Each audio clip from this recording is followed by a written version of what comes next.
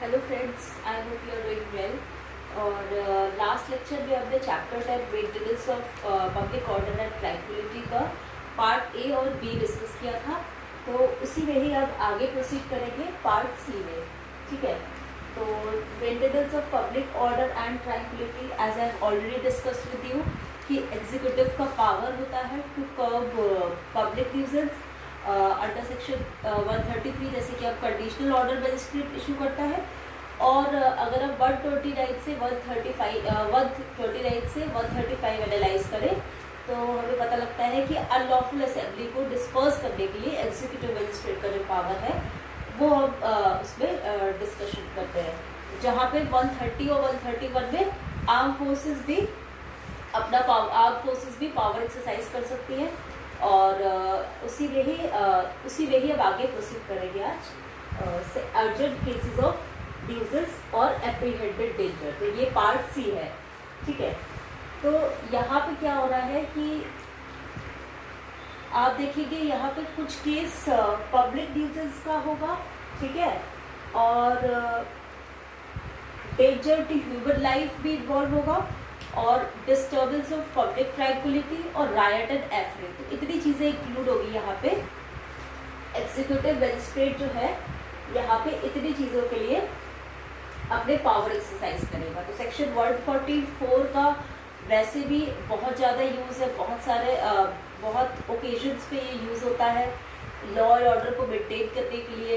और जब भी ऐसा लगता है कि ह्यूमन लाइफ या फिर ह्यूमन हेल्थ डेंजर में है तो भी ये सेक्शन यूज़ होता है। तो अभी जैसे कि आप कोरोना वायरस का इम्पैक्ट देख रहे हैं तो इसमें सेक्शन 144 स्टेट गवर्नमेंट ने यूज़ करा है। ठीक है, उसके अलावा और इससे पहले CAA में सिटीजनशिप अमेंडमेंट एक्ट, तो यहाँ पे भी जब प्रोटेस्ट हुआ था तो उसको कर्व करने के लिए सेक्शन 144 एग्जीक्यूटिव्स ने यूज़ करा था। तो बहुत इसका इम्पैक्ट है और बहुत इसका इम्पोर्टेंस है from the examination point of view, both preliminary mains, in fact not only preliminary mains but also interview. तो सेक्शन 144 में देखते हैं कुछ अर्जेंट केसेस ऑफ न्यूजेस और एप्रीहेंडेड डेंजर के बारे में ये डील करता है। ठीक है, तो कौन से एग्जीक्यूटिव मजिस्ट्रेट ये पावर एक्सरसाइज करते हैं, it is given in the section itself. तो ये डिस्ट्रिक्ट मजिस्ट्रेट, SDM यानी सब डिविजनल मजिस्ट्रेट, या फिर कोई और मजिस्ट्रेट जिसको कि स्टेट गवर्नमेंट ने एम्पावर कर दिया हो। तो ये जो मजिस्ट्रेट्स हैं ये पावर रखते हैं कि कोई ऑर्डर इशू कर सकते हैं अगर कोई पब्लिक न्यूजेंस का या फिर रायट या एफ्रे का कोई रायट और एफ्रे की कोई सिचुएशन होने वाली है जहाँ पे अर्जेंट रिक्वायरमेंट है कि की सिचुएशन कर हो, तो यहाँ पे मजिस्ट्रेट पावर इशू कर सकता है। उसके अलावा अगर डेंजर टू अगर कोई देखा जाता है कि अगर कोई डेंजर हो सकता है ह्यूमन लाइफ, हेल्थ और सेफ्टी से रिलेटेड, तो भी एग्जीक्यूटिव मजिस्ट्रेट ये पावर इशू करता है। तो कैसे इशू करता है? By issuing a written order. ठीक है, तो रिटन ऑर्डर इशू करता है। ठीक है, it will be serve in the same manner जैसे कि सेक्शन 134 में दिया है। समन्स की तरह ही ये जो ऑर्डर है उस समन्स की तरह ही जो इंडिविजुअल है या फिर उसके ऊपर जो भी कंसर्न इंडिविजुअल है उसके ऊपर सर्व होता है। ठीक है, तो इसके अब इसेंशियल इंग्रेडिएंट्स डिस्कस कर लेते हैं। तो पहला है कि there must be imminent danger to human life, health, safety, जो कि आजकल यूज हुआ है। ठीक है, या फिर न्यूजेस टू द पब्लिक। ठीक है, पब्लिक न्यूजेस जब आप अपने आंसर में लिखेंगे तो पब्लिक न्यूजेस का डेफिनेशन भी हमें लिखना होगा, which is given under section 268 of IPC। 268 में IPC का डेफिनेशन क्या था, कल हमने डिस्कस करा था, सॉरी हमने लास्ट लेक्चर में I think day before yesterday हमने डिस्कस किया था। तो इसमें क्या था, causing common injury, danger, annoyance, obstruction to the public or to the people who dwell or occupy property in the vicinity or to the persons generally who may have occasion to use such public right। तो ये public न्यूजेस का definition है। ठीक है, तो यहाँ पे section 144 में सिर्फ पब्लिक न्यूजेस अगर सिर्फ पब्लिक न्यूजेंस होने जा रहा हो ऐसी सिचुएशन हो तो सिर्फ वहाँ ही मजिस्ट्रेट ऑर्डर नहीं इशू कर सकता है, और भी केसेस में इशू कर सकता है।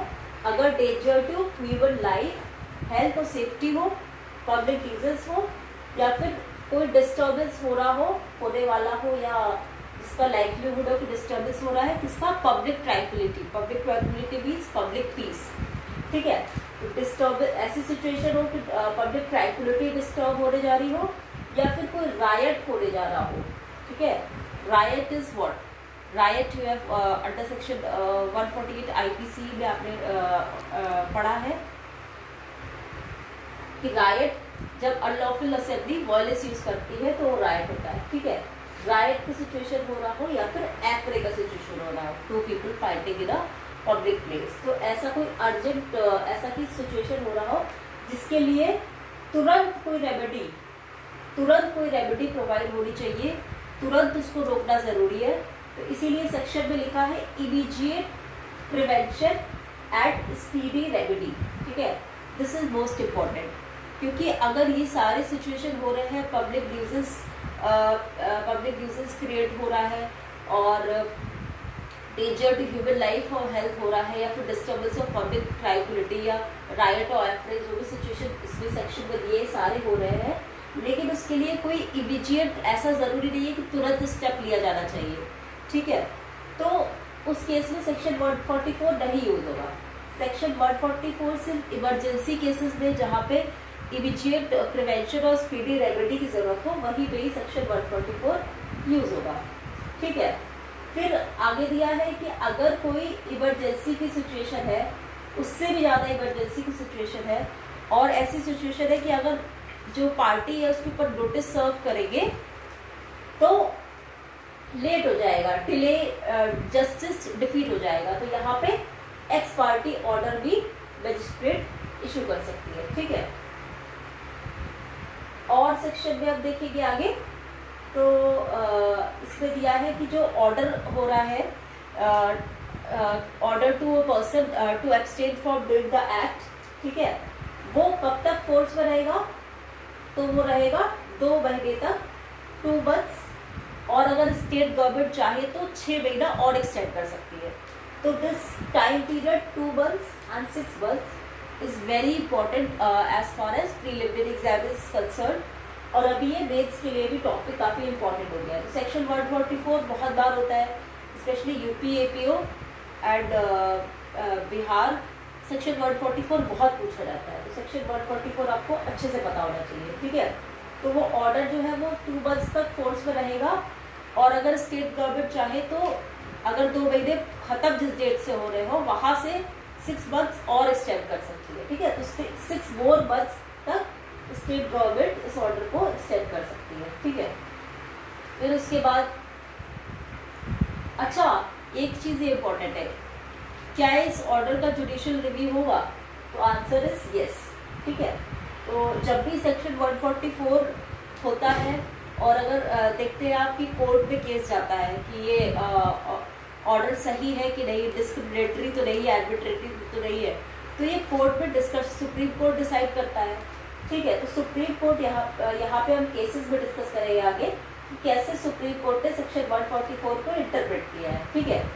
अच्छा, ये ऑर्डर जो एक बार सेक्शन 144 में दिया है, क्या इसको बदला जा सकता है, क्या इसको चेंज मॉडिफाई करा जा सकता है, द आंसर इज यस, ठीक है। तो ये ऑर्डर जो सेक्शन 144 में इशू हुआ है, इसको ऑल्टर और डिसाइड भी किया जा सकता है, और कर सकता है मजिस्ट्रेट या स्टेट गवर्नमेंट, दोनों ही कर सकते हैं, या तो अपने आप आइदर सो मोटो और an application of agreed person, ठीक है। तो ये ऑर्डर डिसाइड और ऑल्टर भी हो सकता है। उसके अलावा हम इसमें केसेस काफ़ी इंपॉर्टेंट हो जाते हैं। सेक्शन 144 जब तक आप केसेस नहीं डिस्कस करेंगे तब तक सेक्शन 144 कंप्लीट नहीं हुआ, ठीक है। तो सबसे पहला केस जो इम्पोर्टेंट केसेस है वही मैं आपसे डिस्कस करूँगी। तो डॉक्टर राम मनोहर लोहिया केस 1965 में डिसाइड हुआ था। तो इसमें सुप्रीम कोर्ट ने कहा था कि that no democracy can exist if public peace is allowed to be disturb freely, ठीक है। तो सुप्रीम कोर्ट ने कहा है no democracy can exist if public peace is freely allowed to be disturb. तो ये आप कोर्ट्स में यहाँ पे अपने आंसर पे मेंशन कर सकते हैं। इसके बाद वेरी पॉपुलर केस बधू लिबिये 1970। तो इसमें क्या हुआ था, सेक्शन 144 चैलेंज हुआ था कि वो अनकॉन्स्टिट्यूशनल है, बट सुप्रीम कोर्ट ने कहा था नहीं, सेक्शन 144 कॉन्स्टिट्यूशनल है और अपने ग्राउंड्स दिए थे। तो यहाँ पे 7 जज बेंच बैठा था, ठीक है, 7 जज बेंच बैठा था, उसने अपहेल्ड करा था about the constitutionality of section 144, ठीक है। तो सुप्रीम कोर्ट ने बधू लिबिये केस में क्या क्या कहा था, तो पहली चीज कही थी कि सेक्शन 144 जो है it is not violative of freedom of speech and expression. फिर दूसरी चीज कही थी कि imposition of section 144 lies under reasonable restrictions mentioned in article 19 sub clause 2 of constitution. तो 19 आप जानते हैं freedom of speech and expression से रिलेटेड है। तो freedom of speech and expression में कुछ ग्राउंड्स भी है जहाँ पे हम रीजनेबल रिस्ट्रिक्शंस इम्पोज कर सकते हैं, ठीक है। 92, 3, 4, 5, 6 में सब जगह ग्राउंड्स दिए हुए हैं जहाँ पे रीजनेबल रिस्ट्रिक्शन इम्पोज करे जा सकते हैं। तो बधू लिबिये केस में सेकंड प्रोपोजिशन क्या कोर्ट ने हेल्ड किया था, क्या रेशियो दिया था, sorry, that imposition of section 144 falls under reasonable restriction under article 19 sub clause 2 of constitution, ठीक है। फिर सुप्रीम कोर्ट ने कहा था कि लॉ दैट अगर लॉ एब्यूज हो जाएगा तो ये कोई रीजन नहीं बनता है कि सेक्शन 144 को स्ट्राइक डाउन करना चाहिए। तो ये आर्ग्यूमेंट हमेशा से ही रहा है कि सेक्शन 144 का मिसयूज हो जाता है और डेमोक्रेसी का ये वायलेशन है और ये sometimes it leads to misadministration, ठीक है। तो ये आर्बिट्ररी यूज हो जाता है without exercising the judicial right, जबकि क्योंकि ये सीआरपीसी में ये एग्जीक्यूटिव पावर तो है लेकिन ये जुडिशियल तरीके से एक्सरसाइज होता है, इसीलिए यहाँ पे प्रॉपरली जुडिशियल रिव्यू भी होता है, ठीक है, कि ये ऑर्डर सेक्शन 144 में जस्टिफिएबल है कि नहीं। तो इसीलिए यहाँ पे सुप्रीम कोर्ट आ जाता है बीच में, ठीक है। तो यहाँ पे कोर्ट ने ये कहा है कि अगर लॉ एब्यूज हो सकता है तो ये कोई रीजन नहीं है कि सेक्शन 144 को स्ट्राइक डाउन कर दिया जाए, ठीक है। अब एक और पॉपुलर केस है 2012 का, जो आपने सुना भी होगा, रामलीला मैदान इंसिडेंट, ठीक है। रामलीला मैदान केस जो है ये 2012 में डिसाइड हुआ था। इसमें सुप्रीम कोर्ट ने गवर्नमेंट को काफ़ी क्रिटिसाइज किया था सेक्शन 144 यूज करने के लिए against a sleeping crowd in Ramlila मैदान, ठीक है। तो सुप्रीम कोर्ट ने क्रिटिसाइज करा था imposition of section 144 against a sleeping crowd in Ramlila मैदान, ठीक है। फिर उसके अलावा अब इसमें रिसेंट हैपनिंग्स को भी ऐड कर सकते हैं, जैसे सिटीजनशिप अमेंडमेंट एक्ट का जो प्रोटेस्ट हुआ था, तो in response to the protest state governments have used section 144, ठीक है। उसके अलावा अभी कोविड पैंडेमिक जो है तो उसमें state governments have used section 144 in combination with epidemic diseases act 1897, ठीक है, epidemic diseases act 1897 and section 144 को कॉम्बिनेशन यूज करा था so that the virus spread of virus can be contained, ठीक है। तो सेक्शन 144 अब देखते हैं कि बेसिकली 3 तरह की चीज़ों से डील करता है। पहली चीज़ एप्रीहेंडेड मतलब अगर कोई खतरा हो, apprehended danger to human life, health और सेफ्टी। फिर ये पब्लिक न्यूजेस की सिचुएशन अगर हो रही है तो उससे भी डील करता है।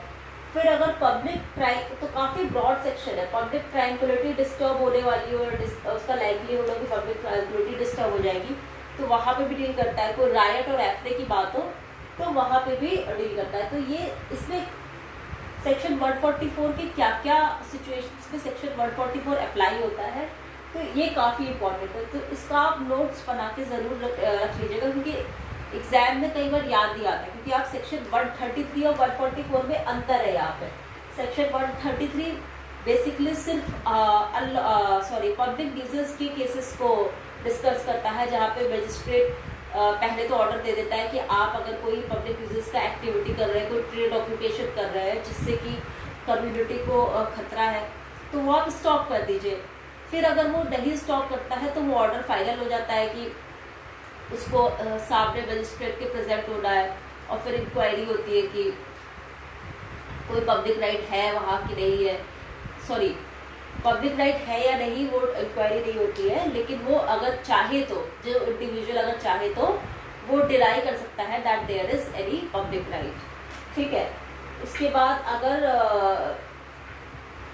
जब सेक्शन 133 में जो भी प्रोसीडिंग्स होती है वो सिर्फ और सिर्फ पब्लिक यूजर से रिलेटेड होती है, लेकिन 144 में आपका एम्बिट काफ़ी ब्रॉड है, इट इज़ वेरी ब्रॉड है सेक्शन 133, तो उसमें पब्लिक यूजर्स के अलावा danger to human life, health, safety भी है, और disturbance of public tranquility, riot act है।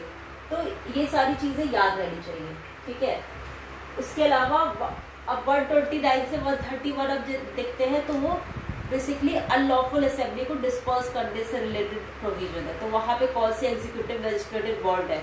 तो 129 से 131 में अक्सर ये क्वेश्चन पूछा जा सकता है, जैसे कि आपने देखा 129 में दिया है कि पुलिस एग्जीक्यूटिव मजिस्ट्रेट कोई या फिर पुलिस ऑफिसर, ठीक है, या ये लोग जो है वो अपना पावर एक्सरसाइज करते हैं 129 में to disperse the unlawful assembly, ठीक है। और फिर 130 में executive magistrate of the highest rank request करता है आर्म फोर्सेस से कि वो अनलॉफुल असेंबली को हटाने में मदद करे, डिस्पर्स करने में मदद करे। तो ये क्वेश्चन पूछने जाता है कि executive magistrate of the highest rank, कहाँ पे executive magistrate of the highest rank arm forces से पूछेगा, या कहाँ पे कौन सा एग्जीक्यूटिव मजिस्ट्रेट इन्वॉल्व है। जैसे सेक्शन 144 में डीएम, एसडीएम या कोई मजिस्ट्रेट जो इसके गवर्नमेंट से पावर्ड हो वो इन्वॉल्व है। These are the questions very important for the preliminary point of view. उसके अलावा फिर जब आप 131 में देखते हैं, तो 131 में देखते हैं आर्म फोर्सेस, अगर कोई एग्जीक्यूटिव मजिस्ट्रेट से कॉन्टैक्ट नहीं हो सकता है तो आर्म फोर्सेस कोई सिचुएशन, इमरजेंसी की सिचुएशन है, तो आर्म फोर्सेस खुद ही जाके पावर डिस्पर्स कर सकता है और lawful assembly by using also by using force, ठीक है। तो ये सारी चीज़ें इंपॉर्टेंट है कि कौन से सेक्शन में क्या दिया है। यहाँ पे जो भी part A, B, C, D जो हम नेक्स्ट लेक्चर में डिस्कस करेंगे, डी में disputes as to immovable property है, ठीक है। तो ये सारी चीज़ें इसीलिए काफ़ी इंपॉर्टेंट है। और सेक्शन 144 से काफ़ी क्वेश्चन आ जाता है, शॉर्ट नोट भी आ सकता है, थोड़ा लॉन्ग क्वेश्चन भी आ सकता है। तो यहाँ पे केसेस काफ़ी इंपॉर्टेंट है, और सुप्रीम कोर्ट ने कब क्या क्या कहा है सेक्शन 144 से रिलेटेड वो भी इम्पॉर्टेंट है, ठीक है। तो आई होप आपको लेक्चर समझ में आया होगा, और अगर आपको कोई भी इशू होता है समझने में तो आप मुझे मेरे फेसबुक पेज पे फॉलो कर मैसेज कर सकते हैं, या आप मुझे कमेंट बॉक्स में भी मैसेज कर सकते हैं if you have any query regarding the lecture, okay. अगर आपने वीडियो अब तक अगर आपने मेरा चैनल अब तक सब्सक्राइब ना किया हो तो आप प्लीज़ मेरा चैनल सब्सक्राइब कर लीजिए,